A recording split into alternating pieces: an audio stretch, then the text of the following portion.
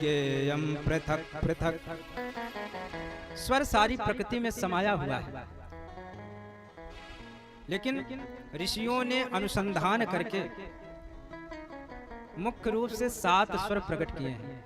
पशु पक्षियों की ध्यान पूर्वक आवाज को सुन करके ऋषियों ने 7 स्वर प्रकट किए हैं। वो 7 स्वर कौन से हैं? षडज, ऋषभ, गंधार, मध्यम, पंचम, धैवत और निषाद। ये 7 स्वर हैं, संगीत के 7 स्वर। इसी को संक्षिप्त में हम सभी लोग सा रे गा मा पा धा नी, ये 7 स्वर है। तो जो 7 स्वर है वो कहां से प्रकट हुआ? बोले जो 7 स्वर है वो मोर की आवाज से प्रकट हुआ। षडजम वदेन मयूरोहि ऋषभम चातकम वदेत अजा वदति गंधारम क्रौंचो वदति मध्यमम पुष्पसाधारणे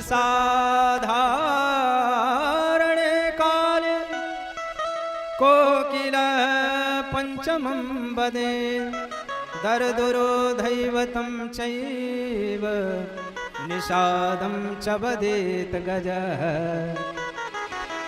जो पहला स्वर है सा यानी षडज, वो मोर की आवाज से प्रकट हुआ। षडजम वदेन मयूरोहि ऋषभम चातकम वदेत। जो ऋषभ है, रे है, वो चातक पक्षी की आवाज से प्रकट हुआ। अजा वदति गंधारम, बकरी की आवाज से गा स्वर पैदा हुआ गंधार। क्रौंचो वदति मध्यमम, जो मां स्वर है, जो मध्यम है, वो क्रौंच पक्षी की आवाज को ध्यान पूर्वक सुन करके प्रकट किया गया।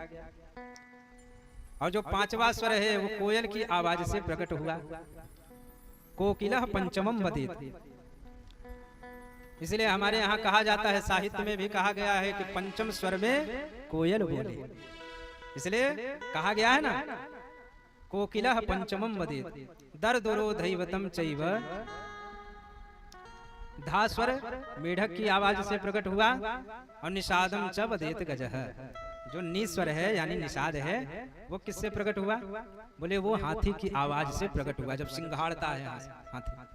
इस प्रकार से 7 स्वर पशु पक्षियों की आवाज को ध्यान पूर्वक सुन करके प्रकट किया गया। इसलिए कहा गया स्वर ब्रह्म विभूषिता।